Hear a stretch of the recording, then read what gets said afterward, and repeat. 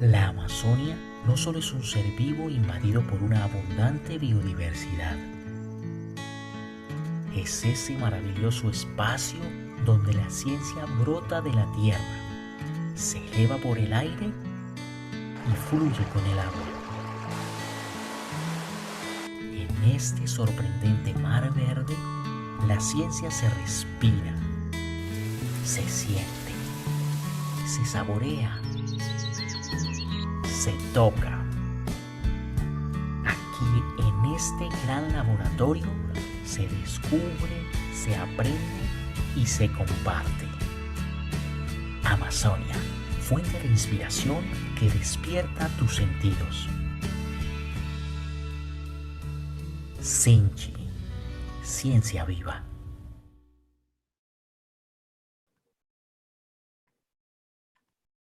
Buenos días para todos. Bienvenidos a este nuevo encuentro con la ciencia viva. Hoy continuamos con nuestro ciclo de conferencias que hace parte de esta campaña del año 2021. Hoy tenemos a Daniel Castro. Daniel es un invitado que tenemos para hablar sobre el tema de suelos. La conferencia la hemos denominado Suelo Vivo, los ingenieros del ecosistema.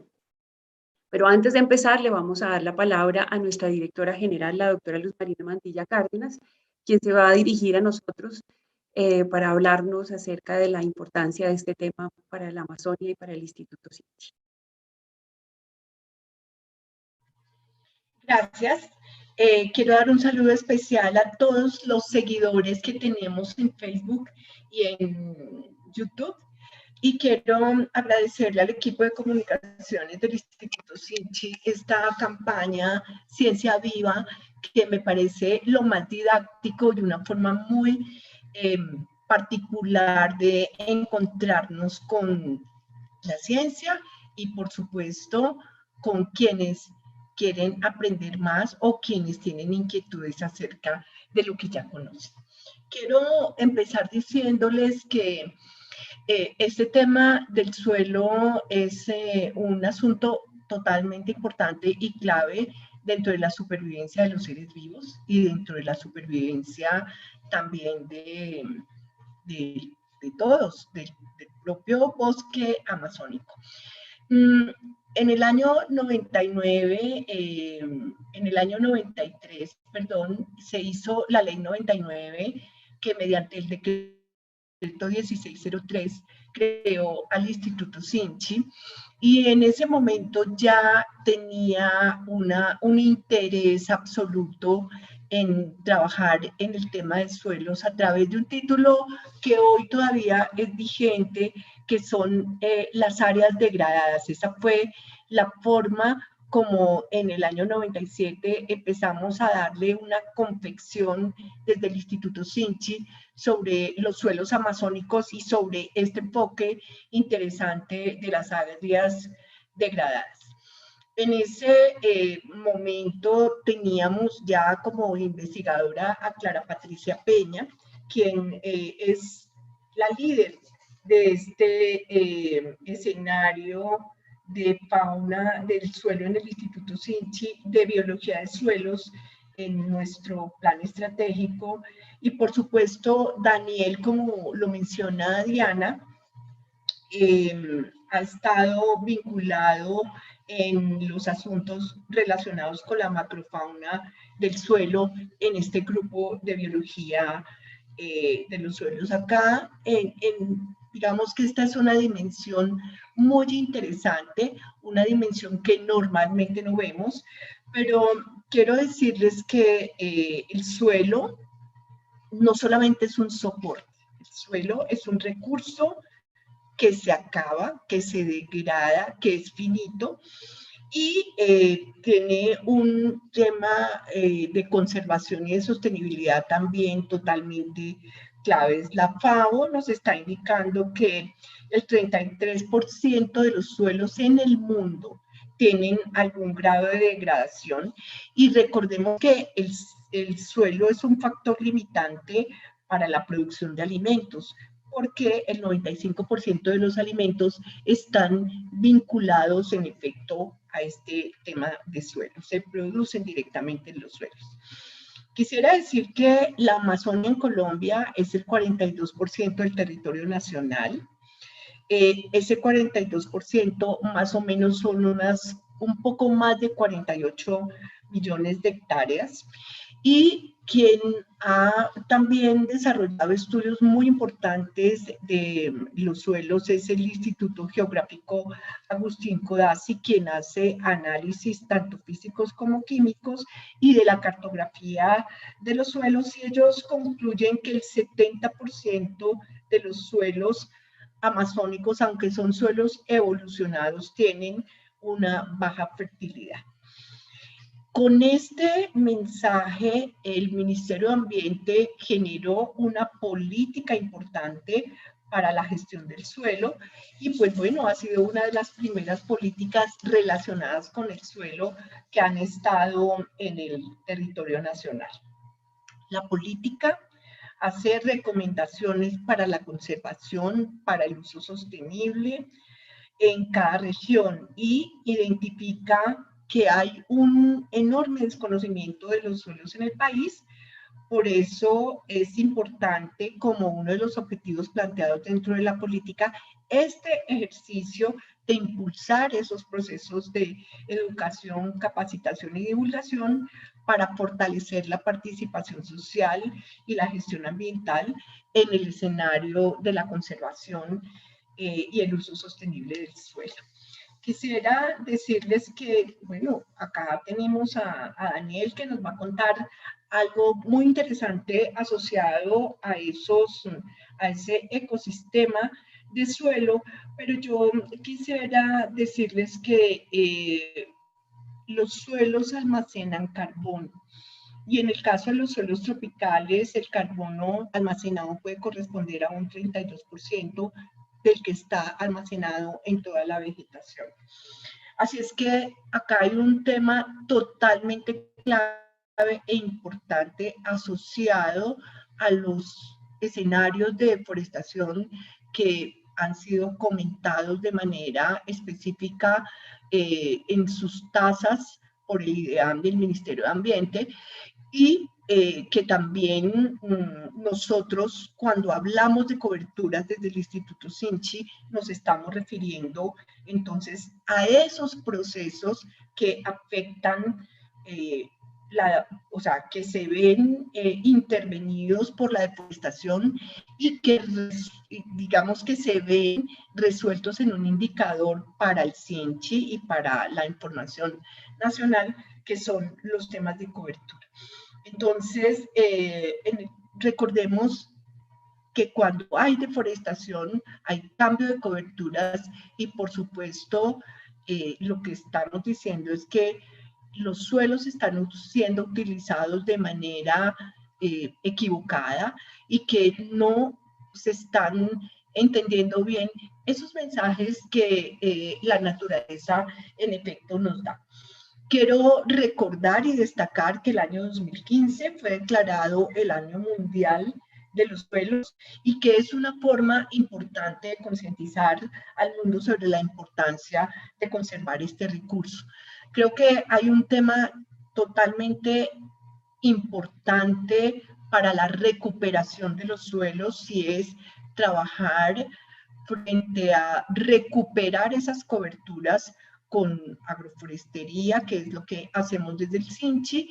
Y bueno, yo creo que ese mundo complejo que tenemos de interacción de los microorganismos, de la macrofauna edáfica, será entendido por ustedes a través de los mensajes que Daniel Castro tenga para iniciar este proceso de Ciencia Viva. Diana, muchas gracias y como siempre espero que hayan muchas preguntas, los invito a que pregunten bastante sobre estos temas y reconocer el papel de la Amazonia a través de sus suelos. Muchas gracias. Doctora Luz Marina, muchas gracias. Como siempre, para nosotros es muy importante contar con usted en esta apertura para que la gente conozca cómo ha venido trabajando el Instituto Sinchi en estos temas desde de lo estratégico para la Amazonia colombiana. Ahora voy a entonces a darle entrada a Daniel presentándolo primero. Daniel es ingeniero forestal, magíster en ciencias agrarias en la línea de entomología. Es investigador en la línea de macrofauna del suelo del Grupo de Biología de Suelos del Instituto Sinchi, donde está trabajando desde el año 2015. Trabaja en el área de ecología de macroartrópodos del suelo y taxonomía de termitas. En su trayectoria como investigador del Sinchi, ha descrito 3 especies y 2 géneros nuevos de termitas en suelos amazónicos provenientes de especímenes que se han colectado por el Sinchi y también pues ha venido trabajando en proyectos de restauración ecológica, impacto del cambio de uso del suelo, comparaciones entre suelos naturales y antropogénicos y ha estudiado el componente de macrofauna en los suelos en la Amazonia colombiana. Sin más, entonces, Daniel, tiene usted la palabra. A todos los instamos a que hagan preguntas, a que nos hagan sus comentarios. Nosotros estaremos muy atentos a través de nuestras redes sociales para responder al final de la charla con Daniel. Y pues bueno, contentos de tenerlos como siempre con nosotros, unidos en este tema de la ciencia viva. Bueno, buenos días a todos. Gracias al Grupo de Comunicaciones por esta invitación a dar esta charla para dar a conocer algunos temas que de pronto no son tan famosos eh, o tan populares en el arcano urbano normal. Gracias a la doctora Luz Marina por esa gran introducción a lo que son nuestros suelos amazónicos. Y bueno, acá estamos para poder hablar un poquito acerca de estos pequeños organismos que nos encontramos en los suelos y sobre todo en nuestros suelos amazónicos. Entonces, esta charla la denominamos Suelo Vivo, los ingenieros del ecosistema. Suelo vivo porque nuestra idea es que ustedes puedan ver que el suelo o la tierra, como la llamamos comúnmente, no es un organismo abiótico sin vida, inerte, simplemente eso que lo pisamos y pasamos por encima de él, sino que hay todo un mundo, todo un sistema dentro de él, el cual es vital para nosotros. Entonces, como primero, necesitamos pues definir qué es el suelo. Lo primero que se nos puede llamar a la mente cuando podemos pensar en realmente qué es el suelo, podemos pensar en la tierra, en todo lo que nos dijeron a nosotros cuando chiquitos, que la tierra, ese poco de granos oscuros en donde están habitadas las matas, lo que tenemos en las materas en las casas. Podemos relacionar el suelo con eso o simplemente pensar que es como el suelo de mi casa, es una cerámica o algo así, pues no. Este término va mucho más allá y tiene toda una ciencia detrás de esto. Entonces, pues por esto vamos a mirar 3 definiciones de las más aceptadas para tratar de nosotros mismos poder definir qué es el suelo. Entonces, como primero, tenemos la definición de la Sociedad América de Ciencia del Suelo, en cuando dice que el suelo es una materia mineral u orgánica no considerada en la superficie de la Tierra que ha sometido y muestra efectos de factores genéticos y ambientales tanto como el clima, la erosión, la sedimentación, y pues que claramente se está transformando con el tiempo y con todos estos factores ambientales que lo afectan en sí. Si vemos, puede ser una definición bien compacta, bien sólida. Nos dice que hay tanto material mineral como orgánico, pero digamos en esta definición como tal no vemos en ninguna parte algo que nos pueda decir como que realmente el suelo está vivo. Si nos vamos a otra, una definición encontrada en un libro de suelos, de taxonomía de suelos, decimos que se encuentra que el suelo es un cuerpo natural compuesto de sólidos, igualmente minerales y de materia orgánica, líquidos y gases que se encuentran en la superficie de la Tierra, ocupa un espacio y se puede diferenciar de ciertas capas dadas a través, digamos, del resultado de adiciones, pérdidas, transferencias y transformaciones de energía y de materia orgánica a través del tiempo y que tiene la capacidad de sustentar a las plantas y alimentarlas a través de las raíces. Si vemos esta definición, la podemos tomar un poco más técnica, más físico-química, asociado a que el suelo es simplemente el pilar, el estándar, donde podemos encontrar compuestos minerales orgánicos. Acá nos agrega el líquido y los gases,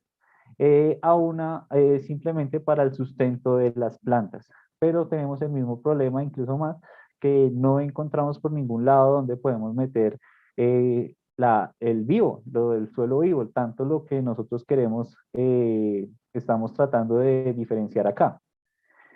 Y finalmente encontramos esta definición de la FAO en el 2013, que nos muestra que el suelo es un material compuesto por 5 ingredientes. Esto podemos tomarlo como una receta. El suelo es una receta compuesta de minerales, materia orgánica del suelo. Acá encontramos organismos vivos, gas y agua. Exactamente, entonces al ver nosotros el suelo como una receta, lo vemos ya como un cuerpo vivo, de un cuerpo que está tanto compuesto por materiales abióticos inertes y tanto por organismos vivos que realmente, vamos a ver a continuación, son parte fundamental del suelo, de su transformación, de su calidad y de tanto lo que nos interesa, su fertilidad. Entonces, al final podemos concluir que los suelos son cuerpos naturales con tamaño, forma e historia. Una analogía de ver esta definición es poder pensar en un cuerpo de agua. Cuando pensamos en un cuerpo de agua, podemos pensar en una laguna que está compuesta por agua, peces, de pronto algunos crustáceos, algunos artrópodos acuáticos, algas y minerales también que se encuentran en el agua. Todo esto que podemos encontrar nosotros en el agua, también lo encontramos en el suelo porque también es un cuerpo vivo que tiene todos estos componentes y de los cuales de pronto no es tan popular o no tenemos tanta referencia nosotros mental acerca de esto.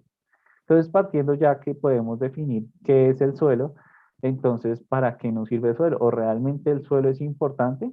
Pues sí. Según la FAO podemos encontrar diversidad de servicios ecosistémicos que el suelo aporta y son vitales tanto para la vida biológica del planeta como para el sustento de nosotros como seres humanos. Encontramos que el suelo es una provisión de comida, es un regulador de clima, de agua, de erosión. Encontramos que también el suelo es donde sucede toda la parte de ciclaje de nutrientes, el cual es vital para la nutrición vegetal y de la cual no solamente los animales y las plantas se beneficiarían de eso, sino nosotros, ya que toda la producción agrícola y forestal, o sea, alimentaria y de producción de materia prima, depende del suelo. Además, es el hábitat de organismos. Ahorita la Comisión Internacional para la Diversidad del Suelo ha podido reportar que hasta más de un 4% de la diversidad total del planeta la podemos encontrar en el suelo. El problema es que es una de la diversidad más desconocida después de la marina, debido a que se estima que hay un sinfín aún de millones de especies que no se han podido describir y que pasarán muchos años para poder tener un acercamiento más preciso a cuál realmente es la diversidad que tenemos en el suelo. El suelo también lo encontramos como una fuente de fármacos y de recursos genéticos, y ahí se han podido sacar componentes para medicinas, para el humano, no solamente químicas, sino también tradicionales, de los pueblos indígenas. También esto es un recurso muy importante para ello. Tenemos un recurso genético debido a la alta diversidad que tenemos. También es cimiento para todas las construcciones que ha tenido el ser humano, que ha llevado a cabo a través de toda su historia. El suelo siempre ha sido una fuente tanto importante de sostenimiento como de aporte de materia prima, siendo una fuente muy importante de suministro para todo esto. Como nuestra directora lo dijo, una de las partes más importantes del suelo para nosotros también es el aprovisionamiento de alimentos. Y aproximadamente el 95% de los alimentos de todo el mundo provienen directamente de los suelos. Y además tenemos también un servicio ecosistémico muy importante que es la herencia cultural, debido a que en muchos lugares arqueológicos se ha podido encontrar lugares de suelo, tanto lugares como de reliquias, lugares en que se encuentran de pronto eh, ruinas arqueológicas, las podemos encontrar en el suelo. Un claro ejemplo puede ser en la Amazonía colombiana, donde tenemos suelos antropogénicos llamados terras pretas, donde se han podido encontrar un sinfín de cerámicas, un sinfín de cosas que los antepasados indígenas de la región usaban y los encontramos en el suelo. Por eso el suelo también tiene esa parte cultural. Entonces, aparte de que por todo esto es importante el suelo, es claro, como dijo la directora, que los suelos están en gran peligro. El cambio de uso del suelo, la intensificación de su uso y el aprovechamiento inadecuado de los suelos ha llevado a que tengamos hasta más de un tercio de los suelos mundiales en un alto grado de degradación. Y por esto se hace importante y se hace que todas nuestras atenciones se centren a la mejora y a la conservación de los suelos, como uno de los desafíos más grandes que enfrentamos en el siglo XXI. No solamente el que dependerá la seguridad alimentaria, sino también un sistema para prevenir riesgos y desastres naturales y además como una fuente para poder albergar y ser refugio de un gran sinfín de especies y de organismos de los cuales hasta el día de hoy desconocemos muchísimo, muchísimo de ellos. Entonces, ya sabiendo qué es el suelo, por qué es importante el suelo, entonces salimos a la pregunta, ¿realmente el suelo está vivo o por qué decimos que el suelo está vivo? Pues ya sabemos que un sinfín de números de organismos vivos viven en el suelo. Y estos organismos van desde organismos muy grandes, como podemos encontrar una zarigüeya o los armadillos, hasta organismos muy pequeños, como las bacterias y los virus, que son imposibles de a simple vista. En el último informe de la Biodiversidad del Suelo, se lanza esta imagen que vemos en pantalla, de que nos trata de decir que solamente 1 gramo del suelo puede contener millones de organismos vivos individuales y miles de especies de diferentes taxones, así como hasta 1 billón de bacterias celulares y cientos de metros de hifas de hongos. Esto puede ser solamente con 1 gramo. Si podemos extrapolar todo esto a nuestros bosques tropicales, vemos que realmente es un sinfín de recursos biológicos y biodiversos que viven en el suelo y realmente desconocemos mucho, pero lo que se ha podido conocer, ha podido decir que es muy importante, que es vital y que una de esas cosas nos puede responder a nosotros, de pronto cómo podemos a futuro modificar y mejorar nuestros suelos, tratar de recuperar o mirar cuál es la mejor manera de conservar estos suelos para que albergue no solamente toda esta biodiversidad, sino todos estos servicios ecosistémicos que nos sirven a nosotros para, para nuestra propio bienestar y salud. Entonces, todos los organismos del suelo los podemos clasificar según tamaño. Según el tamaño, entre más grande, más pequeña será más baja será la abundancia, y entre más pequeño, mucho más será su abundancia. Entonces podemos tener desde lo más pequeño, que son los virus, y que de pronto es una palabra muy familiar hoy en día, el virus, como por la pandemia que vivimos. Pues sí, también hay virus en el suelo. Problemas que no son virus que nos pueden afectar a nosotros, afectan a otros organismos, se transportan y se están constantemente transformando entre ellos. Tenemos las arqueas, tenemos bacterias, tenemos algas, aunque las algas tenemos que en su gran mayoría son marinas. Algunas algas fijadoras de nitrógeno las podemos encontrar en el suelo y no son visibles a simple vista.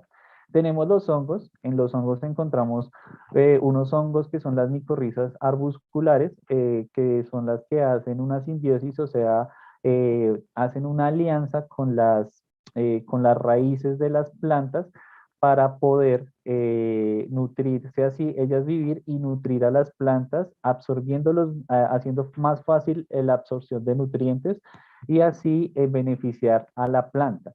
Estos también no son muy visibles a simple vista, pero ya son más grandes que los que hemos dicho. De aquí ya entramos a un reino diferente, los protozoarios, y después ya encontramos el reino animal. En el reino animal podemos tener desde lo más pequeño que son nemátodos y vamos subiendo de la categoría a artrópodos, a las lombrices de tierra y lo más grande que son los vertebrados. Podemos encontrar anfibios, reptiles y mamíferos en el suelo. De esta fauna del suelo realmente, ¿cuál es la que estamos estudiando? ¿Cuál es la que nos interesa realmente para describir en esta charla? Pues bueno, la fauna del suelo, tenemos esta clasificación también su tamaño, en cual la clasificamos en micro, meso, macro y mega. En lo micro encontramos lo muy pequeño. Acá esta clasificación nos dice que los nemátodos y los protozoarios miden menos de 100 micras, que es aproximadamente un décimo de milímetro. Esto es lo que vamos a denominar como microfauna. La mesofauna, que puede estar abajo de los 2 milímetros y llegar hasta ser mayor que las 100 micras, encontramos ya organismos artrópodos, donde encontramos los ácaros, los colémbolos, los dipluros, y en los ínfilos encontramos arácnidos, arañas, escorpiones, pseudoescorpiones, encontramos miriápodos, los cien pies, los mil pies, y encontramos los insectos. Acá en la mesofauna es importante decir que entre meso y macrofauna puede haber una ligera confusión o se puede tomar muy a la ligera estas clasificaciones porque 2 milímetros, pues hay organismos, digamos, insectos que miden menos de 2 milímetros, pero también encontramos especies similares a estos insectos que pueden medir mayor de los 2 milímetros. Entonces podemos decir, pero realmente qué es micro y qué es macro y qué es meso. Para definir la mesofauna, entonces nos quedamos que son los organismos muy pequeños que a simple vista son difíciles de ver y en estos encontraríamos entonces solo ácaros y colémbolos. Ya cuando pasamos a la macrofauna, entonces hay una definición que nos dice que la macrofauna es todo lo que es visible a simple vista. Nosotros podemos ver a partir más o menos de 0.5 milímetros hacia arriba. Por eso, entonces acá el sinfín de organismos que les acabo de nombrar los vamos a referir mejor en la macrofauna que en la mesofauna. Entonces todos los arácnidos, todos los insectos, básicamente todos los artrópodos e invertebrados que sean visibles a simple vista, más o menos hasta unos 2 centímetros, vamos a definirlo como macrofauna. Y ya después de pasar de la macrofauna encontramos la megafauna, que podemos encontrar ahí un límite entre las lombrices de tierra, porque como sabemos las lombrices de tierra pueden llegar a tener una longitud bastante alta, muchísimo mayor de 2 centímetros, pero comparada con los vertebrados, realmente son muy pequeñas. Entonces, estos oligoquetos, o sea, las lombrices de tierra, también las vamos a meter dentro de la macrofauna edáfica, dejando la megafauna solamente como los organismos vertebrados. Entonces, nos da que la macrofauna edáfica tiene un gran número de invertebrados, de taxas de invertebrados, los cuales ya vamos a ver cuáles son los que realmente nos importan a nosotros para la charla de hoy, pero es importante que ustedes sepan que es un sinfín de organismos los que encontramos ahí en el suelo.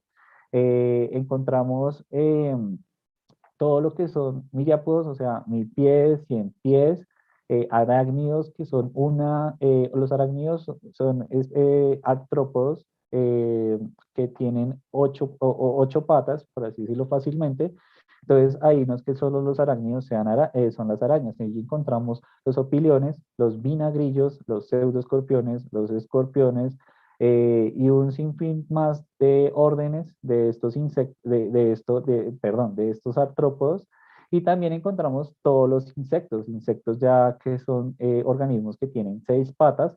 Ahí encontramos chinches, encontramos hormigas, termitas, escarabajos, eh, y muchos más, digamos, órdenes que pertenecen, digamos, a este grupo, a esta clase que es la clase insecta, que es la que nos interesa, digamos, desde la macrofauna de África para nuestra charla de hoy. Entonces, ya sabiendo que todos estos organismos vivos podemos encontrar nosotros en el suelo, pues partamos a definir qué es un ingeniero del ecosistema. Entonces, pues la definición tácita nos dice que un ingeniero del ecosistema son organismos que modulan directa o indirectamente la disponibilidad de recursos para otras especies al provocar cambios de estado físico, metales, bióticos, de materiales bióticos o abióticos, y al hacerlo modifican y mantienen y crean hábitats para otras especies, no solo para sí. Entonces entendemos que los organismos interactúan como ingenieros cuando modulan el suministro de un recurso o recursos diferentes a ellos. Hay 2 clasificaciones de ingenieros del ecosistema. Les voy a dar un ejemplo para que de pronto entiendan un poquito más la definición y no tomarla como tan textual. Entonces, por primero tenemos unos ingenieros halogénicos, que son los que cambian el ambiente transformando materiales vivos o no vivos de un estado físico a otro por medios o mecanismos de otro tipo. ¿Esto qué quiere decir y con cuál ejemplo, digamos, es el ejemplo insignia de este tipo de ingenieros? Son los castores. Los castores crean presas trozando árboles y pedazos de troncos disponibles en su hábitat. Cuando crean estas presas, hacen una especie de embalse en donde sirven de reservorio para muchas especies que indirectamente se benefician de esto. Si los castores no pudieran hacer este filtro de agua ahí en los ríos, las especies no podrían tener su hábitat adecuado y seguramente muchas se extinguirían y muy pocas, digamos, se perdería un gran número de diversidad que no pudiera adaptarse a un ambiente en donde no pudiera estar modificado como es modificado por los castores. Entonces, este es el ejemplo de cuáles son los ingenieros halogénicos. Entonces, un ingeniero halogénico es que transforma su ambiente, utiliza los materiales del ambiente para transformarlo y así crear unas condiciones óptimas para sí mismo y así indirectamente para otras especies. Tenemos los ingenieros autógenos, que son al contrario, no utilizan el material disponible en el ambiente, sino ellos mismos son los que se transforman, creando así los hábitats prósperos para otras especies diferentes a ellos. Un ejemplo son los corales. Los corales son los ingenieros del ecosistema marítimos que al crear los llamados arrecifes de corales, con sus propias estructuras anatómicas, están creando lugares y reservorios para otras especies diferentes. Como hemos escuchado, los arrecifes de coral son muy importantes debido a la biodiversidad, a la importante biodiversidad que estos aportan, y es por eso mismo, porque ellos mismos transforman ese ambiente siendo un reservorio para que un gran número de especies se beneficie de este hábitat construido por ellos mismos. Entonces, ya concluyendo, digamos, esta definición de ingenieros del ecosistema, podemos decir que los ingenieros son importantes para mantener la salud y la estabilidad del ambiente en el que vive, ya que no simplemente funcionan directamente para ellos transformando el ambiente beneficiosamente, sino también para un sinfín de número de especies indirectamente. Entonces podemos decir que no solamente los seres humanos somos los únicos que podemos reconstruir y restaurar nuestro entorno. También hay muchas especies que mucho antes que nosotros están cumpliendo esta labor de transformar su entorno y recuperarlo o mantenerlo beneficiosamente para otras especies. Entonces acá a través de esta definición ustedes podrían hacerse 2 preguntas a través de eso. Podríamos decir entonces no la mayoría de especies o de organismos podrían considerarse ingenieros del ecosistema, pues todas las especies tienen un nicho, tienen una función en el ambiente que a veces indirectamente pueden eh, eh, beneficiar a otras especies o no pueden la mayoría de organismos vivos modificarse a sí mismos y cuando se modifican, modifican su entorno. Pues sí y no.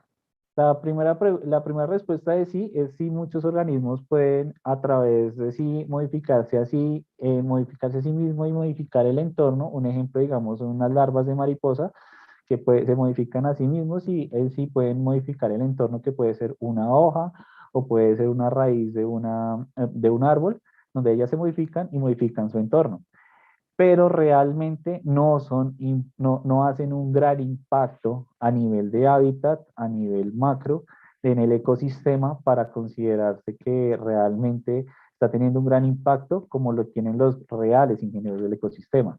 Entonces la respuesta a esta pregunta es no. Los organismos considerados ingenieros del ecosistema son los organismos con el impacto más fuerte en su entorno, que realmente pueden impactar el entorno a un entorno macro, no micro. Y también porque hace parte, digamos, no hace parte esta modificación del entorno de un efecto de competencia, depredador o depredación de otras vías biológicas, sino hace parte de su ciclo de vida, de su forrajeo, de su actuar normal biológico, de su biología normal. No hace parte ya como una etapa o un efecto secundario a cierta actividad biológica que puede suceder en un delimitado tiempo muy corto, sino es a través de todo el tiempo que se está haciendo, digamos, un impacto en el ecosistema. Entonces, los ingenieros siempre están haciendo ese impacto todo el tiempo en el ecosistema. Sin estas especies, sin estos organismos, realmente nuestros ecosistemas pueden desequilibrarse y volverse insalubres. Entonces, por eso son solo ciertas especies o ciertos organismos los que son considerados ingenieros del ecosistema, que ya pueden, digamos, tener todas estas características que hemos hablado. Y sí, puede que algunos organismos puedan tener ciertas funciones que cambien el entorno, pero lo van a cambiar en un periodo delimitado de tiempo o a pequeña escala, no a una macro escala y por un tiempo más constante. Entonces, realmente hay ingenieros en el suelo. ¿Cuáles son los ingenieros del suelo?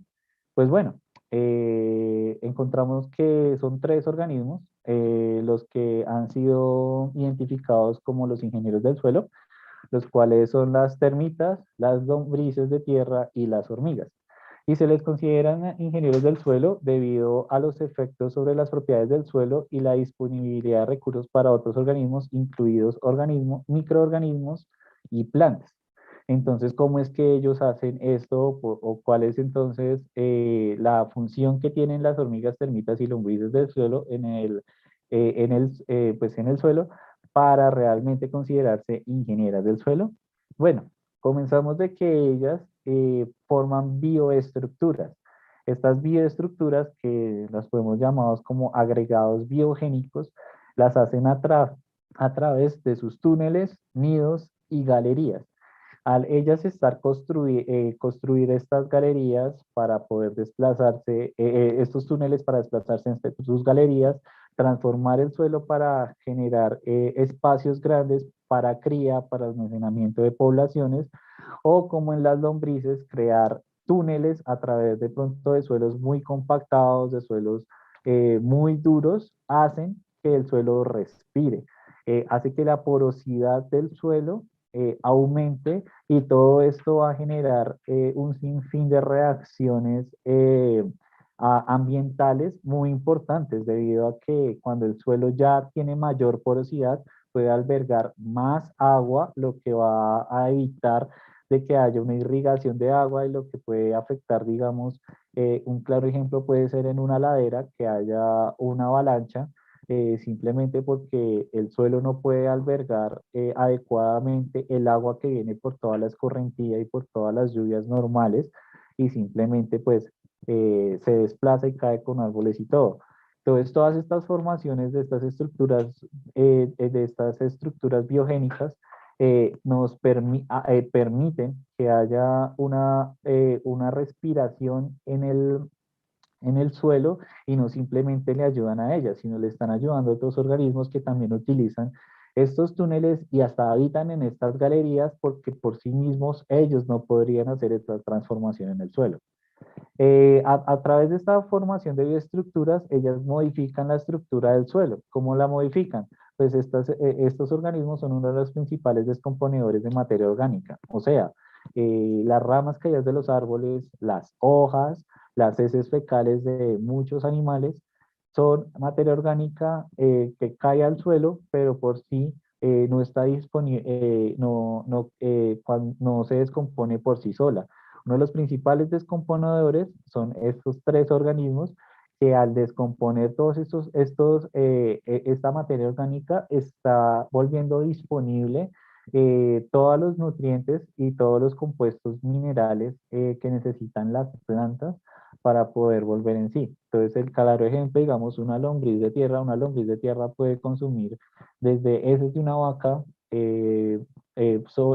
raíces en descomposición de algunos pastos, o hojarasca que cae al suelo y a través de ya sus heces fecales se convierten en unos agregados biológicos con altos niveles de nutrientes que ya son por fin, digamos, en esa forma de abono, ya son aceptados por las raíces de las plantas, ya que las plantas necesitan que los nutrientes estén disponibles de cierta forma o cierta composición química para ellas poderlas ingerir. Entonces, por eso, digamos, las lombrices de tierra son muy famosas debido al compostaje o al compost que se hace, debido a que ellas consumen materia orgánica en descomposición y todas sus heces fecales tienen un gran aporte de nutrientes que van a beneficiar el crecimiento de las plantas. Pues bueno, esto no solamente sucede en un compost o en una huerta pequeña, esto sucede en el bosque, en ecosistemas naturales. Y no solamente las lombrices de tierra hacen esto, también las hormigas y también las termitas, como ya lo veremos. Y bueno, al fin de determinar entonces esta modificación en la estructura del suelo y la formación de bioestructuras, finalmente vamos a tener unos servicios ecosistémicos brindados por estos ingenieros en el suelo, los cuales, digamos, los más importantes los podemos tener como la infiltración, retención y calidad del agua, como ya lo mencionamos, la fertilidad y productividad, debido a que al impulsar tanto el ciclaje de nutrientes vamos a tener mayor disponibilidad de nutrientes para nuestras plantas y esto se traduce en fertilidad en los suelos y en sistemas, digamos, agrícolas o forestales lo podemos traducir en productividad. También van a tener un factor importante en el control de la erosión y la inundación y pues bueno, van a afectar directamente la biodiversidad animal y microbiana porque van a poder transformar el suelo en un ambiente menos hostil o lo van a estar transformando de una manera en que muchas especies puedan cohabitar ese sitio sin ellas mismas tener la presión de modificar las estructuras del suelo para poder ellas mismas vivir, simplemente porque ya estos ingenieros los han transformado y ellos ya tienen los ambientes más óptimos para poder vivir. Entonces, acá vamos a desglosar muy rápidamente, digamos, cuál sería la importancia de cada uno de estos tres grupos de los ingenieros del suelo. Entonces, por primero tenemos las lombrices de tierra. Entonces, ya hemos hablado un poquito de ellas, entonces sabemos que las lombrices de tierra hacen reciclaje del material orgánico, aumentan la disponibilidad de nutrientes, mejoran la estructura del suelo y además son una gran fuente de proporción de alimento a los depredadores, porque no solamente depredadores edáficos, sino también, digamos, las aves son una de las que más se benefician, digamos, de las lombrices para su cadena alimenticia, entonces hacen un eslabón muy fuerte en el grupo trófico ecosistémico como fuente de alimento para otros depredadores. En este estudio podemos ver entonces realmente ya un poco más aplicado cuál es el impacto de tener o no tener lombrices de tierra en el suelo. Entonces, en este estudio estaban mirando cuál era el impacto en el tamaño de agregados. En el tamaño de agregados lo podemos traducir como ya la materia orgánica o el suelo que trae todos los nutrientes, digamos, disponibles para el alimento de las plantas y digamos cuál era su impacto, digamos, entre tener lombrices y no tenerlas. En las barras negras vemos que es cuando hay presencia de lombrices y en las barras blancas es cuando no hay presencia de lombrices. En ambos casos vemos que tanto en la disponibilidad de carbono y la disponibilidad de nitrógeno en todos estos tamaños de agregados, hay diferencias. Si vemos las létricas significa si son diferentes, o sea, hay diferencias estadísticas entre sí para inferir que realmente un tratamiento es mejor o no tiene, o no tiene ninguna diferencia contra el que se está viendo. Entonces, en este caso, todas las barras negras tienen la letra C, que hacen diferente de las letras B y A que tienen las barras blancas. Esto nos quiere decir que significativamente la presencia de lombrices aumenta el porcentaje de carbono y de nitrógeno en los agregados que encontramos en el suelo en los diferentes tamaños. Entonces, esto nos traduce en que la presencia de las lombrices va a tener una mayor disponibilidad de materia orgánica en el suelo, probado estadísticamente. En otro estudio más reciente, pudieron definir a las lombrices como unos reactores bioquímicos. ¿Y por qué son unos reactores bioquímicos? Entonces, porque las lombrices, al entrar en un ambiente, digamos, eh, edáfico, en un suelo, ellos intervienen microscópicamente todos estos organismos pequeños viendo que los microagregados, o sea, las partes, digamos, fértiles o orgánicas del suelo, pero a tamaño micro, eh, las modifica a tal punto de que aumenta la resistencia del carbono en las perturbaciones naturales y antrópicas. O sea, ¿esto cómo lo hace? Esto hace que todas estas pequeñas estructuras microscópicas puedan alterarse de una manera en que son más resistentes a cualquier afectación antrópica, o sea, a cualquier afectación hecha por el ser humano, el cual perjudica a los suelos.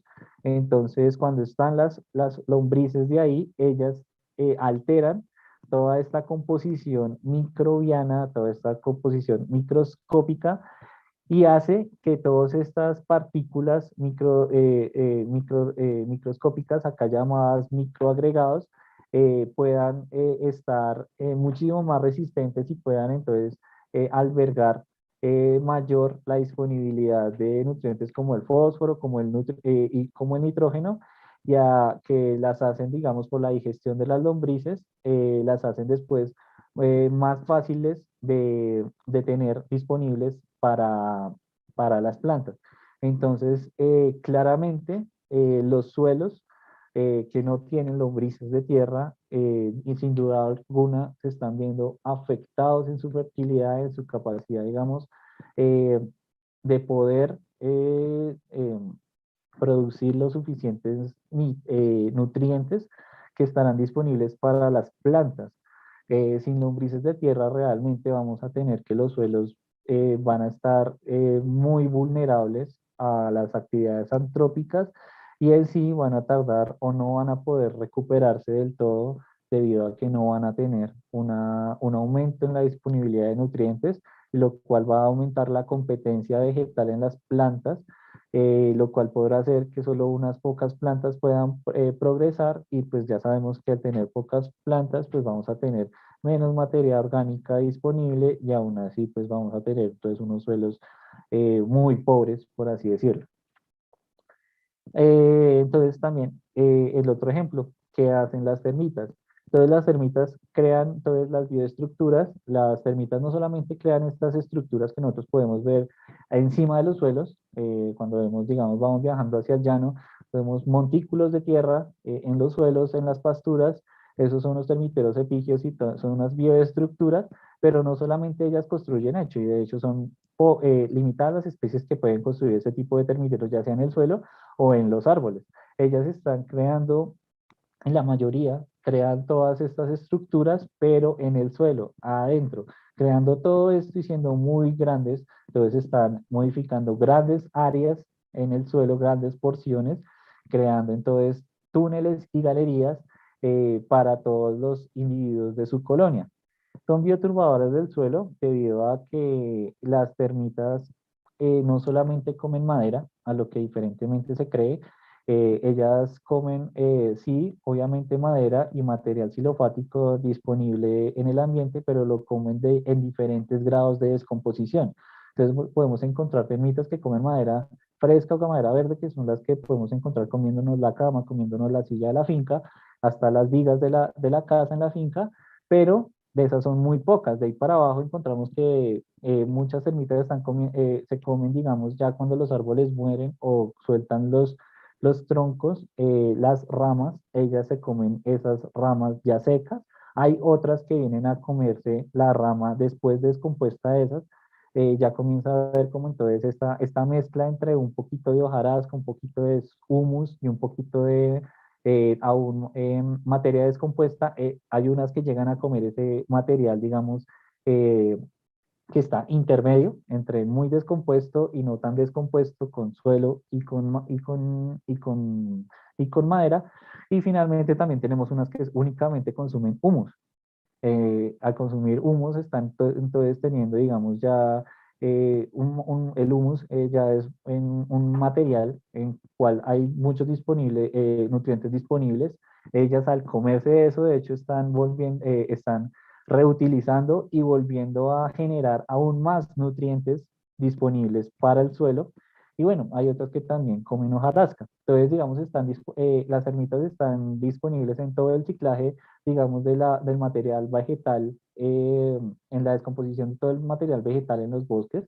Entonces son muy importantes y actúan de bioturbadoras porque tienen la capacidad, digamos, de inferir totalmente en la estructura y en la descomposición de todo este material.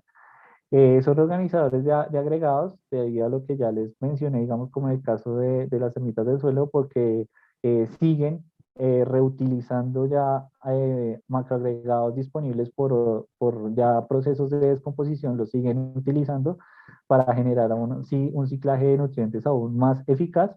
Y digamos, debido a todo su proceso de las galerías, ellas ayudan indudablemente a la infiltración de agua y bueno, terminan guiando los nutrientes. Un ejemplo práctico para poder demostrar cuál es la capacidad de las termitas en el suelo. Este es un estudio, la gráfica que ven en pantalla es un estudio reciente en donde muestra el efecto de las termitas sobre la descomposición de materia orgánica, de la materia muerta en los bosques. En los controles vemos que tienen, digamos, las cajas, los cajones son mucho más grandes, y cuando vemos a qué significan los cajones es la porción de masa, digamos, que no se aprovecha de un material en descomposición. Cuando vemos el control, vemos realmente que cuando muchos macroinvertebrados son accesibles a la materia, a esta madera en descomposición, realmente se pierde mucho, o sea, no es aprovechada mucha porción de la madera cuando no hay termitas. Pero cuando ya hay termitas, cuando hay una supresión de termitas, se puede ver que las termitas ayudan a descomponer más de la mitad de la madera muerta que ellos tenían en sus tratamientos. Y esto ellos lo llevaron a que fue un trabajo de 2 años en bosques de Guyana, en donde realmente ellos llegaron a concluir que las termitas eran las responsables de descomponer más de la mitad de la madera muerta de la selva tropical. Esto entonces nos infiere de que sin las termitas realmente tendríamos una gran cantidad de material xilofático, de madera disponible en el suelo que no se descompone, y al no descomponerse, pues realmente se está poniendo una traba en el ciclaje de nutrientes muy vasta, porque los otros organismos, que no son muchos los que son capaces de digerir madera, no tienen el mismo impacto y la misma velocidad para descomponer, digamos, este material y volverlo y ponerlo otra vez en la cadena trófica para que las plantas se alimenten de él. Y finalmente tenemos las hormigas. Las hormigas, a diferencia de las lombrices de tierra y las termitas, son las que mayor, digamos, su especialidad o su alimentación es mucho más amplia de las dos que ya hablamos. Las dos que ya hablamos únicamente se alimentan de materia orgánica. Las hormigas no solamente se alimentan de materia orgánica, porque también hay hormigas depredadoras. Hay hormigas, digamos, que no simplemente se alimentan de materia orgánica, ya sea hojarasca o humus, sino también hay muchas que cultivan sus hongos y se alimentan es de unos hongos cultivadores. Entonces, en las hormigas encontramos una gran variedad de funciones en el ecosistema, o sea, de grupos funcionales, que también igual están influenciando mucho todo ese sistema del suelo. Entonces, encontramos a las hormigas como las principales administradoras de desechos de las selvas tropicales. Esto lo podemos muy bien ver, digamos, las personas que viven en lugares un poco más cálidos que no sean Bogotá, donde tienen problemas en las casas con las hormigas. Sabemos que las hormigas siempre están por ahí y si se nos olvida lavar un plato, dejamos los residuos de alguna galleta, de alguna cosa, sabemos que en cuestión de minutos vamos a tener nuestras hormigas ahí llevándosenos todo eso. Al igual que, digamos, la función que cumplen las cucarachas, simplemente que las hormigas las vemos más fácil porque ellas vienen en su manadita, se llevan todo eso y se lo llevan a su nido. Pues esa función que cumplen en las casas, en las cocinas de la gente, normalmente ocurre en el suelo. Cuando hay disponibilidad de, digamos, de alimento, ellas salen a forrajear, cogen ese alimento y se lo llevan para su nido para alimentarse, para alimentar a todos sus individuos. Entonces, debido a esto, son una de las principales administradoras de desechos en las selvas tropicales. Las hormigas, casi en todo el mundo las conocemos, son uno de los organismos más abundantes y más diversos que pueden existir. Las podemos encontrar desde el patio de la casa, en las materas de la casa y sin duda las encontramos en ecosistemas naturales, en pasturas, en gran abundancia. Debido a esto, pues podemos decir que son omnipresentes porque prácticamente están presentes casi en todos los hábitats de ecosistemas. Son unas depredadores generalistas, esto quiere decir que consumen, o sea, que no tienen una presa, digamos, específica, sino comen de todo. Obviamente hay unas especies, estamos hablando de las termitas en general, porque hay especies que se especializan únicamente en comer, digamos, termitas, hay otros que solo se especializan en comer larvas de ciertos insectos, pero en términos generales, las hormigas pueden contribuir al control biológico de muchos organismos, digamos en este caso del suelo.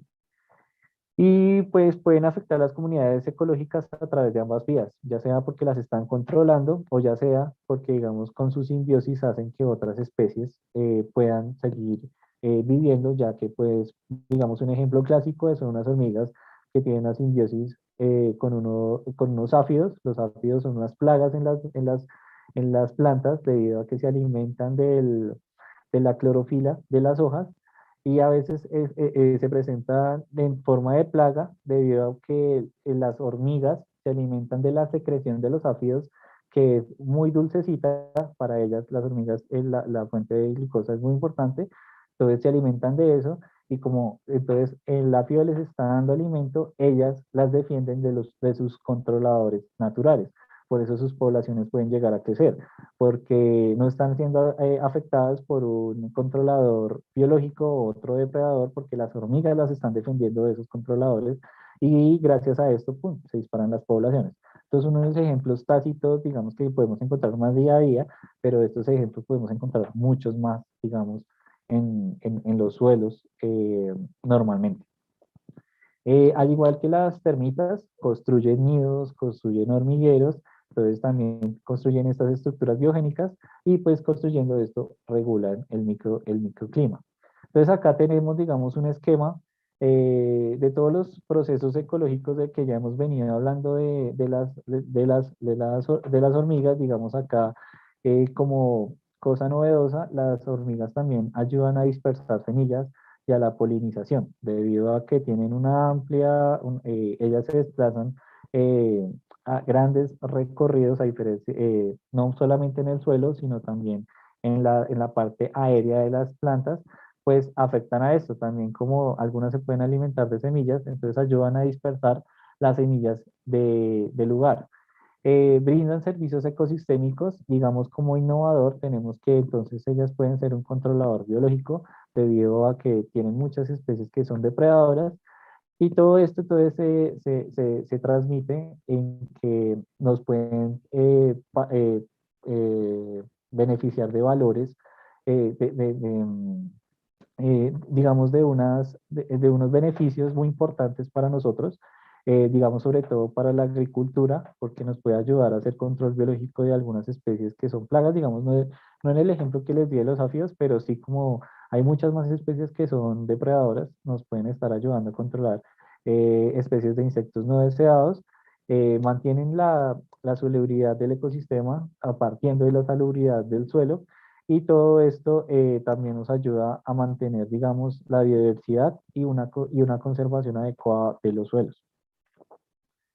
Ya digamos, como uno de los ejemplos que ya hemos visto anteriormente con los otros organismos, acá vemos, digamos, uno diferente, que es cómo las hormigas pueden llegar a afectar la riqueza de bacterias y de hongos en el suelo. Al igual que, para que quedar claro, o sea, hemos hablado acá principalmente de lo que son hormigas, termitas y lombrices de tierra en el suelo. Que ellas sean las principales descomponedoras y que sean las principales fuentes de nutrientes para los suelos no quieren decir que sean las únicas. Hay un montón de organismos que están también actuando en pro de esto y uno de hecho son las bacterias y los hongos, debido a que son microscópicos y que es mucho, es más, digamos, su nivel de biomasa corporal es muchísimo más pequeña, digamos, no son tomados como ingenieros del ecosistema porque no lo pueden transformar a gran escala, pero sin duda son uno de los principales organismos que también aportan nutrientes y están en la escala, de la base de la escala trófica del suelo, los cuales entonces se hacen que sean muy importantes sus poblaciones para la nutrición de los suelos. Y entonces acá vemos un ejemplo de un suelo desnudo y un nido de hormigas y cuáles son las poblaciones de bacterias y de hongos comparados. Entonces, tenemos la diversidad en general, la diversidad de especies comunes y la diversidad de especies raras. Acá tenemos unos números P. Los números P son los cuales son los números que se usan estadísticamente para decir si hay unas diferencias o no hay diferencias significativas, y pues se toma que debajo de 0.05, números inferiores a eso, quiere decir que el tratamiento es diferente. O sea, en este caso de que las hormigas están haciendo un cambio, están influenciando en la diversidad de esto. Entonces, esos números P por debajo de 0.5 los encontramos en la diversidad general y la diversidad de especies raras. ¿Esto qué quiere decir? Que las termitas influyen no en las bacterias y en los hongos en especies que no son comunes, o sea, en las especies que no normalmente se encuentran en el suelo de bacterias y hongos, sino en especies raras, en especies que realmente son un importante reservorio de biodiversidad, y entonces las hormigas están cumpliendo un papel muy importante al albergar estas especies en sus nidos. Este ejemplo también lo podemos encontrar con termitas, y que vimos que vimos en lombrices lo podemos también encontrar en las termitas y en las hormigas. Simplemente eran unos ejemplos para que ustedes tuvieran un esquema de lo que realmente sucede en el suelo y de cómo realmente se puede estar, cómo realmente influencian ya prácticamente estos organismos a las variables normales que se pueden medir dentro del suelo. Entonces, pues ya sabiendo esto, podemos, digamos, tener una organización de la red trófica del suelo, o sea, el ciclaje, la red, por así decirlo, alimenticia o de ciclaje de energía, por decirlo en unas palabras un poquito amigables para la gente que no esté muy familiarizada con los términos. Entonces, en la base podemos encontrar que la base de toda esta red trófica del suelo van a estar las bacterias y los hongos, los organismos microscópicos. Ellos, como ya dije, ayudan a descomponer la materia orgánica del suelo y representa un recurso básico del suelo. Después de esta base, entonces ya vienen los microdepredadores directos de bacterias y hongos, los cuales podemos encontrar protozoarios y nemátodos, y ya entonces vamos escalando en la red trófica y además estamos escalando un poquito en tamaño. Después de que ellos se alimentan de los hongos, de las bacterias y también de las transformaciones que ellos hacen en los suelos, después de los microdepredadores vienen los transformadores de hojarasca, que incluyen microartrópodos que fragmentan hojarasca y crean nuevas superficies para el ataque microbiano. O sea, ¿qué quiere decir? Las bacterias y los hongos están actuando en diferentes estados de la descomposición de la materia orgánica y simplemente ese cambio de la descomposición de la materia orgánica se está dando por otros organismos superiores a ellos. Y en este caso encontramos que son digamos, los mesoartrópodos, en los cuales los principales son unos organismos llamados colémbolos. Los colémbolos tienen cierto grado de parentesco con los insectos, tienen 6 patas, pero ellos no tienen los órganos de mandíbulas visibles, sino los tienen internos. Entonces, por esto no, y por otras características anatómicas, no se consideran insectos, se consideran digamos, una clase aparte. Y todos estos organismos, increíblemente, son muy abundantes en los suelos, tienen una gran abundancia y por lo tanto un papel súper importante en la descomposición, sobre todo de hojarasca. Cuando ellos comen y comienzan a transformar esta hojarasca, pues la vuelven otra vez disponibles para materias, para otras bacterias y otros hongos que actúen sobre ese material transformado, y de ahí otra red trófica puede surgir a través de ese material ya descompuesto en una segunda fase. Y en la cima de esta organización trófica en el suelo encontramos los ingenieros del ecosistema. Los ingenieros del ecosistema transforman toda la estructura y composición del suelo. Esto hace que haya una mejora en la circulación de nutrientes, energías, gases y agua. Y pues obviamente algunos de estos ingenieros están siendo beneficiados por la transformación previa de alguno de los transformadores de hojarasca o de la red básica alimentaria que han tenido en los ciertos grados de descomposición de la materia orgánica. Acá tenemos que ver que son muchísimas las especies que reaccionan en todo este sistema y que son diferentes especies las que se van a situar en ciertos grados de descomposición de la materia orgánica.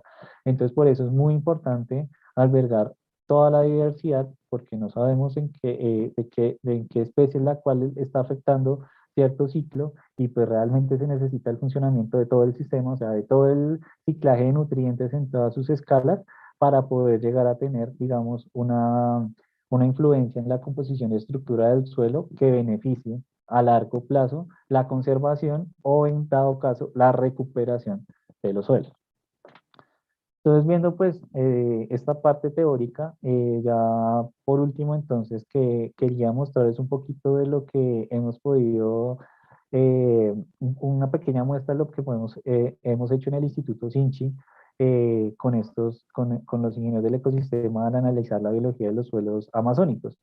Entonces, pues les voy a mostrar en sí resultados particularmente de 2 proyectos en los cuales hemos tomado entonces esta función que tienen los ingenieros del ecosistema y todos los organismos vivos del ecosistema, en particular la macrofauna edáfica, para ver realmente cómo podemos recuperar los suelos degradados, o realmente cómo se recuperan los suelos degradados en términos biológicos, digamos en este caso, afectados por la ganadería extensiva. Para nadie es un secreto que en la región del Caquetá, en el Amazonas colombiano, es una de las regiones más afectadas por la ganadería extensiva, y la ganadería extensiva es una de las actividades más nocivas para el suelo, y más en una forma, digamos, no hecha de una forma en pro de los suelos, de mantener de pronto por un ciclo pastoril o mantener, digamos, siempre teniendo en cuenta la capacidad de carga de los suelos, ¿no? Por lo general, la capacidad de carga de los suelos en estas ganaderías extensivas se sobrepasan, lo que hacen que los suelos se quiebren, se queden totalmente inservibles a través de algunos años, que ya ni siquiera la ganadería puede ser sustentable en este lugar, donde ya la ganadería ni siquiera puede ser rentable. Entonces, el instituto ha tenido un proyecto para ver el impacto o cómo es la regeneración natural de estas pasturas, las cuales pues por muchos años fueron sometidas a pastoreo y pues ahora fueron abandonadas y mirar a ver, y se mira a ver si realmente puede haber una recuperación, una regeneración natural y así una recuperación al menos a largo plazo de la estructura ecológica principal. Entonces ahí analizamos el rol de la macrofauna del suelo en estos sistemas y acá podemos ver, digamos, la distribución de los grupos funcionales en una restauración ecológica. ¿Qué significa grupo funcional? Pues como su nombre lo dicen, son grupos que tienen la misma función en el ecosistema. Entonces, en estas gráficas vemos tres parámetros que son abundancia, densidad y biomasa de cuatro grupos funcionales de la macrofauna de África, los cuales son descomponedores. Acá estos descomponedores hago referencia a que son organismos que descomponen materia orgánica, pero no tienen la misma influencia de los ingenieros del ecosistema. Uno de los principales descomponedores en los suelos amazónicos son los 100 pies. Los 100 pies consumen mucha hojarasca y materia orgánica, la cual también hace parte fundamental del ciclaje de nutrientes. El problema es que los 100 pies no tienen ni la abundancia ni la densidad, ni tampoco viven socialmente como las termitas y las hormigas, entonces no tienen un impacto tan grande en la estructura del suelo. Entonces, digamos, ahí encontramos descomponedores. Encontramos los ingenieros del ecosistema de un tono azul, encontramos herbívoros, que son, digamos, organismos que se alimentan de material vegetal vivo, y encontramos nuestros reguladores biológicos, los depredadores. Tenemos cada barra, significa una edad de regeneración. Tenemos partiendo desde una pastura a unas categorías etarias de cada 10 años para ver qué es lo que sucede a través del tiempo, digamos, con estos grupos funcionales. La mayor impacto que vemos, la mayor dominancia que vemos en estas tres variables de los ingenieros del ecosistema, vemos que es la densidad. Realmente, ¿por qué la densidad? Pues las hormigas y las termitas son insectos sociales. Esto quiere decir que viven en colonias, las cuales pueden tener muchos individuos. De hecho, gracias al impacto de que sean insectos sociales y tengan tantos individuos, es que tienen la capacidad tan fuerte para modificar su entorno, como el ejemplo que lo dije. Los 1000 pies también pueden ser descomponedores iguales que las termitas, pero no llegan a tener la densidad y por eso el impacto tan grande en la estructura de los suelos. Entonces acá vemos que realmente el porcentaje, después de las pasturas, cuando ya se comienza a recuperar el suelo, el porcentaje de individuos por metro cuadrado de los ingenieros del ecosistema es totalmente abrumador.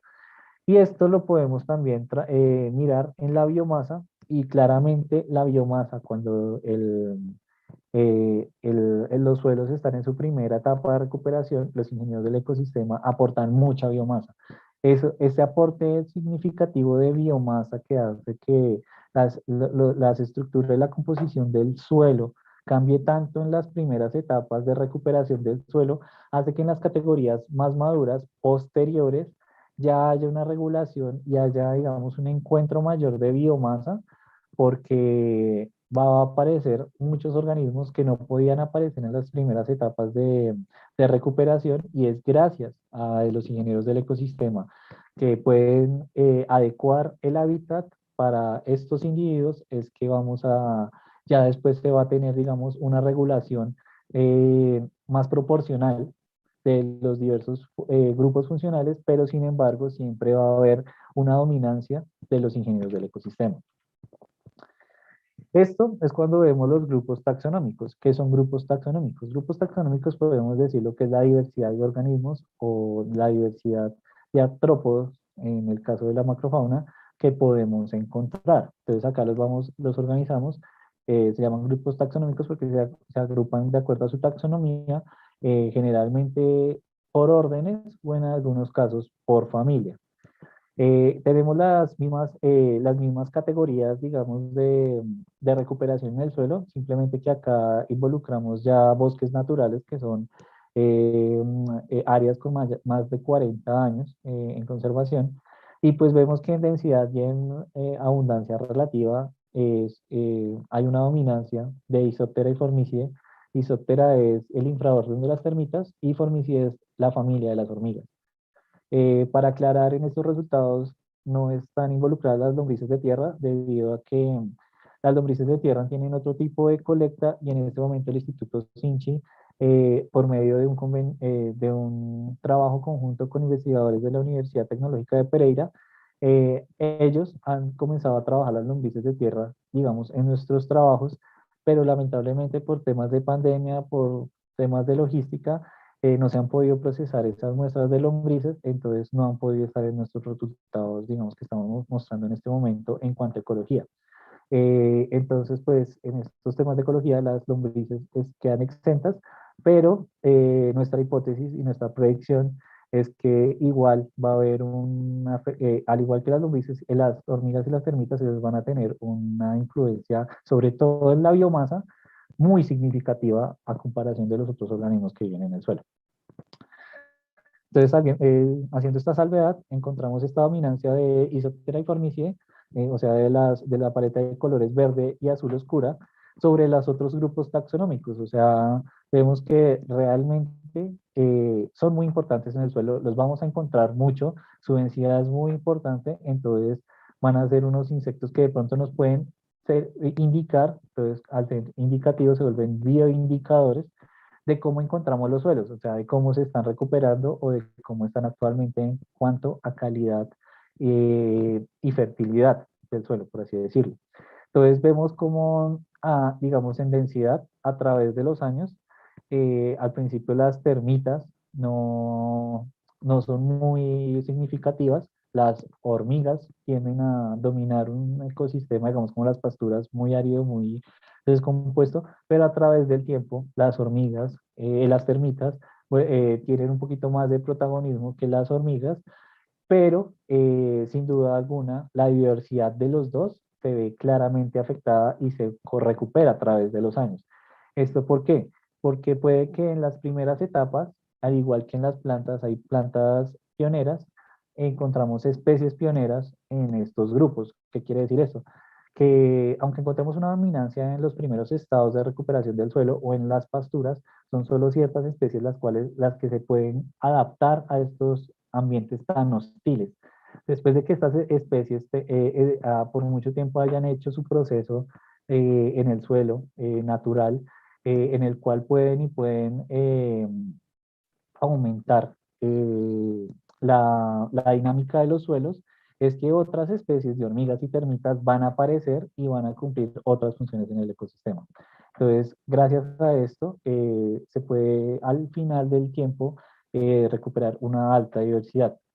En esta figura que ven en el lado derecho, vemos simplemente un análisis de componentes principales en donde, vemos vemos la importancia de todos los grupos taxonómicos, cuál es la composición de especies que realmente está contribuyendo más a la explicación de lo que está sucediendo en los suelos, y vemos que Isoptera y Formicide son de los que más contribuciones están explicando a la variabilidad de la composición de especies. Entonces, ¿es esto algo para decir que realmente ellos están influenciando en el suelo? Esta son unas regresiones lineales que rápidamente se ven sus tendencias, en cuáles son aumentar a través del tiempo, tanto la macrofauna como las termitas aumentan su abundancia, diversidad y biomasa a través del tiempo. Entonces, ¿esto qué quiere decir? Que realmente a través de una recuperación de los suelos, ellas están incrementándose significativamente para poder efectivamente albergar muchas más especies al final, debido a que entre más diversidad, más biomasa y más abundancia de ingenieros del ecosistema pues esté presente en el lugar, mayor va a ser la transformación activa en los suelos, lo cual va a influenciar indirectamente pues, la biodiversidad y la actuación de otros organismos en el suelo.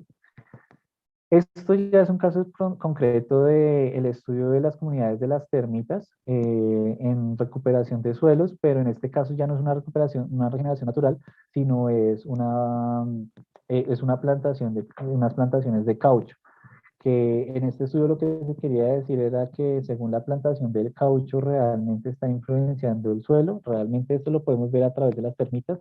Sí, efectivamente. Acá tenemos unas curvas de rarefacción que simplemente nos muestran es cómo se comporta la diversidad de especies en cada sitio. Y vemos que la línea más alta al azul es un bosque natural. Esa es la diversidad que debería tener, digamos, un sitio sin intervención. Las otras líneas ya vemos que son, digamos, usos del suelo agrícolas. Digamos, acá tenemos una pastura que es pues, nuestro control, que es la línea negra, la más bajita que vemos, y arriba vemos tres tipos de plantación. Vemos que dos tipos de plantación realmente pues, recuperan significativamente su diversidad del suelo, y pues esto a término largo puede ser más beneficioso porque las plantaciones cumplen la función de albergar fauna silvestre, que hace parte también de los corredores biológicos más importantes. Y acá lo vemos, acá vemos que también se recuperan, digamos, con plantaciones comerciales de cauchos, pueden llegar a recuperar un gran número de especies en el suelo.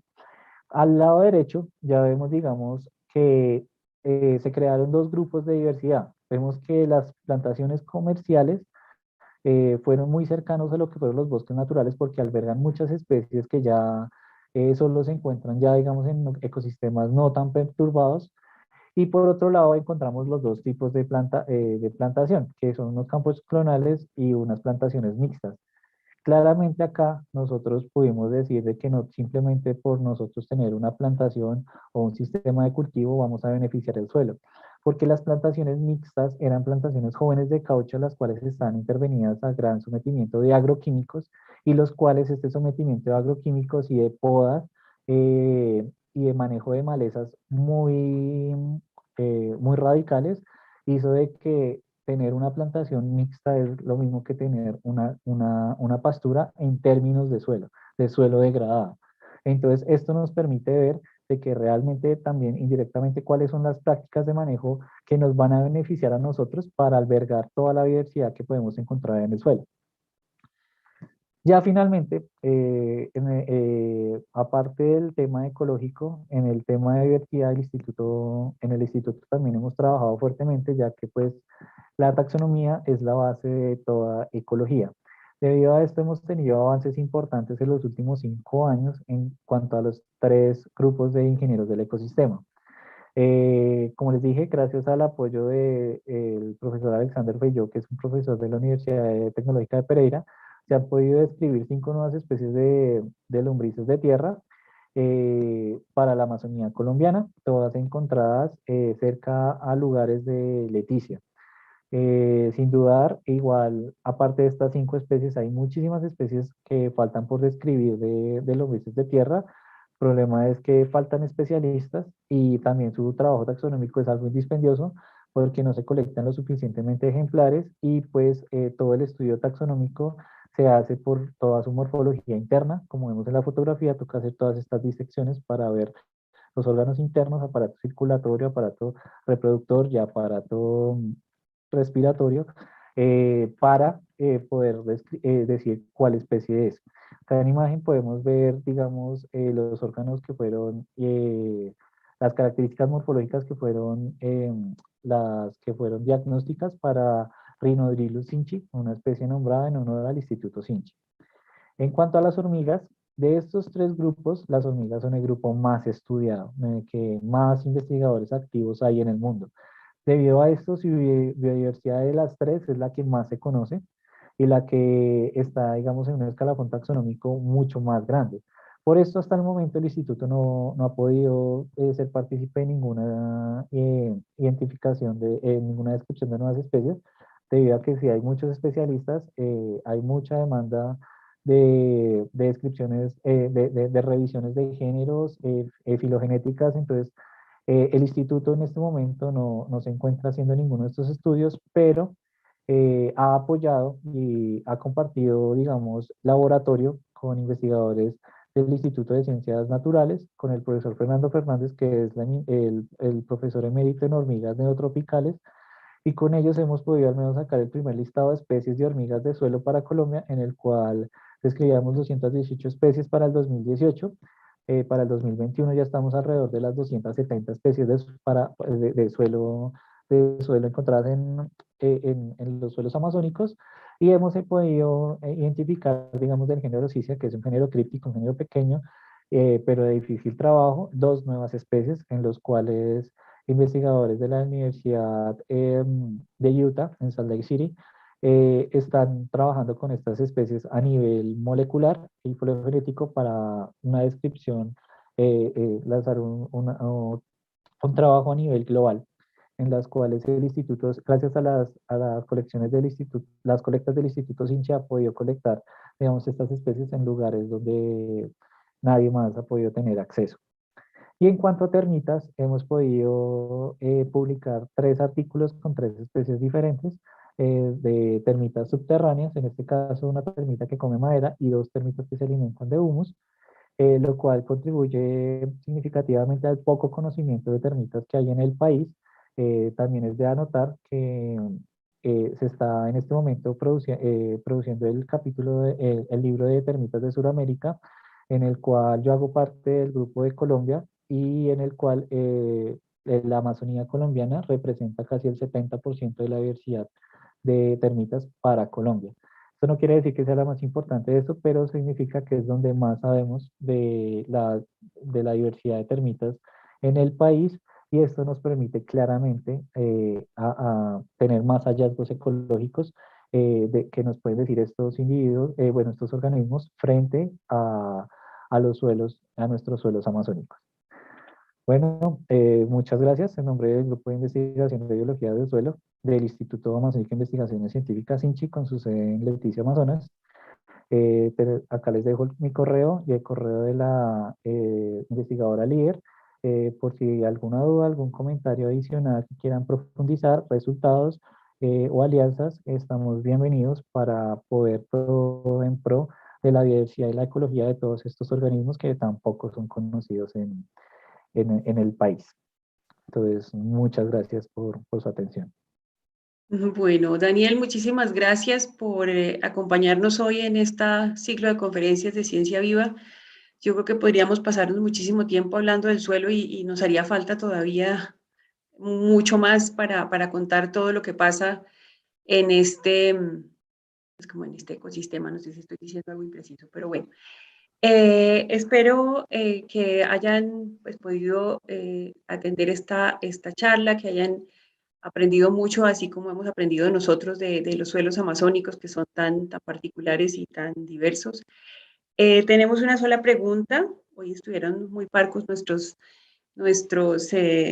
personas que nos acompañaron.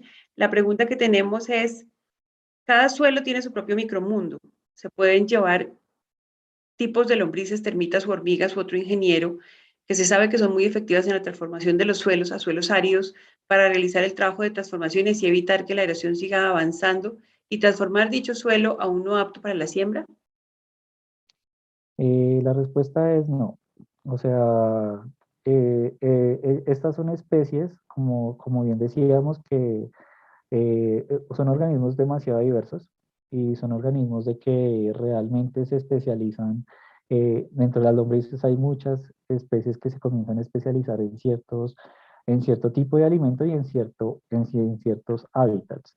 En el momento, la única forma, digamos, el único manejo que se le da es en las lombrices al compostaje, pero ya en un ecosistema árido por sí solo, Solamente se podría hasta el momento esperar a que las primeras individuos colonizadores lleguen a ese lugar a ver si pueden transformar.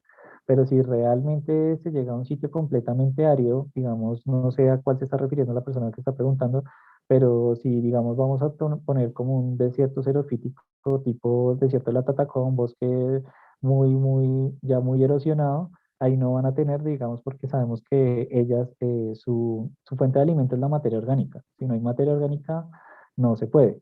Lo que nosotros hemos investigado en el Instituto Sinchi es a través de pasturas, pero en las pasturas aún hay algunos rastrojos. Los mismos pastos son disposición de materia orgánica. Las heces fecales de las vacas son disposición de materia orgánica y debido a esto, entonces es que las ellas pueden tener una fuente de alimento y pueden comenzar a trabajar, pero nosotros no podemos llegar y coger una especie y meterla en otro sitio y vea usted qué puede hacer, porque lo más probable es que no tiene ni su alimento específico y no puede tener la disposición ideal de recursos que se va a tener. A futuro, después de muchas investigaciones, de pronto se podría llegar a un punto en que se pueda localizar ciertas especies que sí puedan llegar a ciertos ecosistemas y comenzar a trabajar, pero en este momento no se ha llegado hasta ese lado porque está el desconocimiento total, es innegable. Un ejemplo es de las últimas especies que describimos en termitas, se llama Rustitermes boteroi, una especie que no se había descrito y curiosamente es una de las especies más abundantes en todo Sudamérica. Encontramos que es una especie que se adapta muy bien a pasturas. Entonces esto quiere decir que una especie que puede estar ayudando a recuperar las pasturas hasta el año pasado fue descrita. O sea, el desconocimiento que tenemos acerca de estas especies es muy grande y sin poder tener esas bases de conocimientos, llegar a esas prácticas avanzadas, pues aún estamos lejos. Sería lo ideal, pero estamos lejos. Ok, Daniel, muchas gracias. Por acá nos están preguntando otra cosa. Desde la ciudad, ¿qué se puede hacer para conservar los suelos amazónicos? Bueno, pues realmente se puede apoyar. Son todas esas iniciativas que buscan recuperar o conservar lo que ya está. Bueno, desde la ciudad es muy difícil. Realmente vivimos en un país en donde la vida rural es una cosa que no la ven, no se ve en las ciudades y pues vivimos en un país también donde el conflicto armado tiene un gran impacto, pero digamos con todas estas iniciativas que se están formando en el Caquetá a través de todas estas zonas de recuperación para potreros degradados y todo eso, se puede llegar a mucho. De pronto desde la ciudad uno no puede hacer mucho más de que tratar de concientizar a la gente, de, de pronto de ser más eficaces en las formas en que adquieren recursos y todo esto, pues sabemos que el consumo excesivo de carne de res es la que hace que la frontera ganadera cada vez se esté ampliando más y más y más. Entonces, esto obviamente está impactando los suelos y su recuperación no está para nada rápida. Y pues a esta vez de que estamos tratando de recuperar, por otro lado están deforestando y deforestando y deforestando más. Entonces simplemente yo creo que la mejor forma es crear conciencia a través de nosotros cómo podemos utilizar nuestros recursos de una forma muy adecuada, mirar nuestros recursos si vienen de una fuente buena, digamos, cuando adquirimos productos maderables, los productos maderables que vienen con un sello FSS, quiere decir que vienen de plantaciones sustentables, o sea, plantaciones que no solamente están produciendo madera, sino están conservando bosques.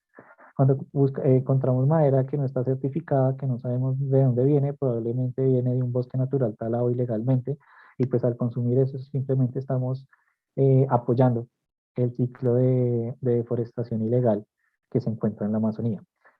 Aparte de esto, pues la gente que tiene fincas, ya no sea, así no sea en la Amazonía, pero en cualquier lado, sería importante destinar ciertos lugares a que simplemente la naturaleza por sí recobre y sea un reservorio de la diversidad y que también va a ayudar importantemente a sus suelos y a los suelos adjuntos que está, porque si nosotros tenemos un bosque bien conservado, con mucha diversidad y tenemos una pastura al lado, hay un recambio igual de especies. Hay ciertas especies de ese bosque que probablemente puedan llegar a esa pastura y puedan beneficiar los suelos.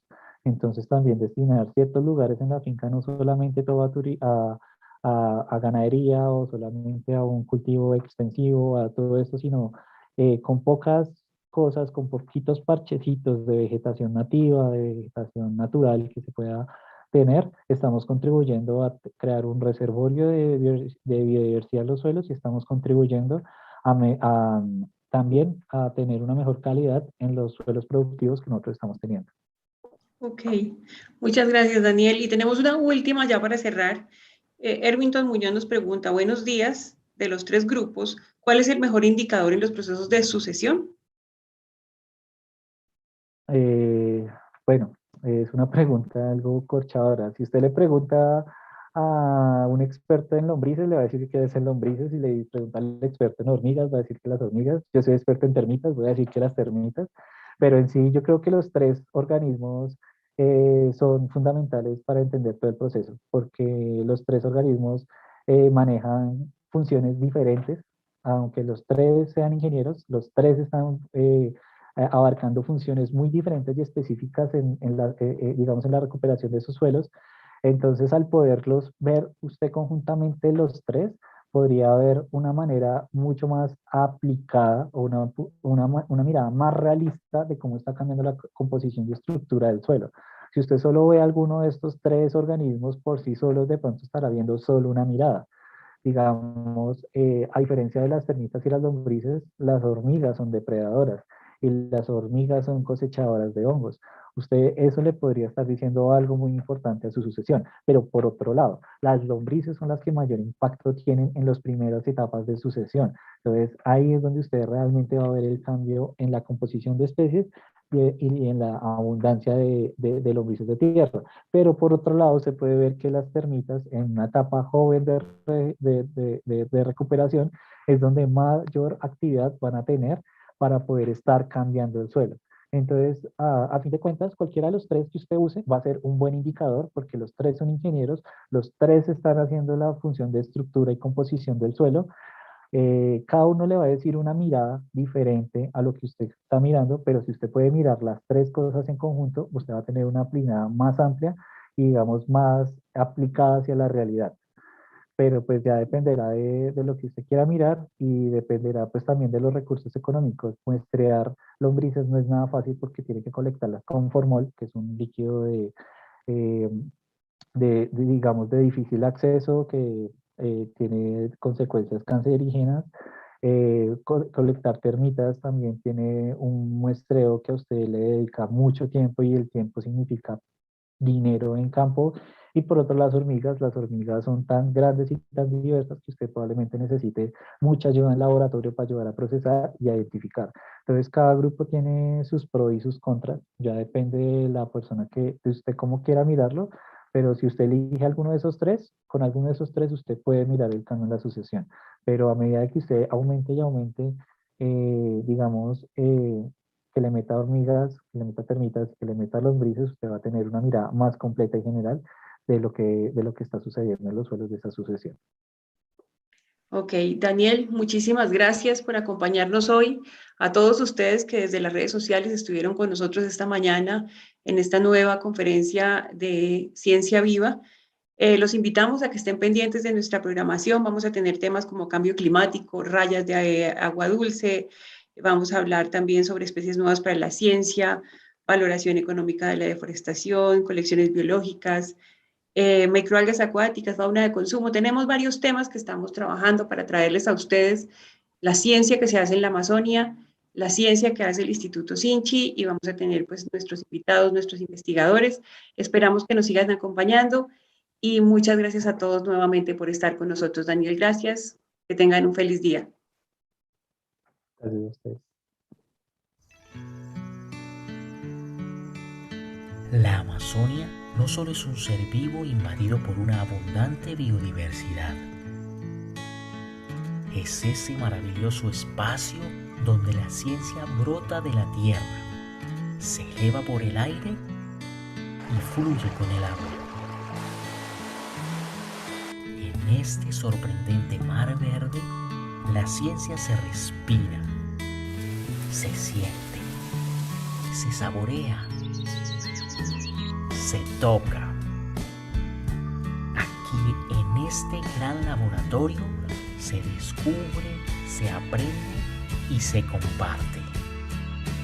Amazonia, fuente de inspiración que despierta tus sentidos. Sinchi, ciencia viva.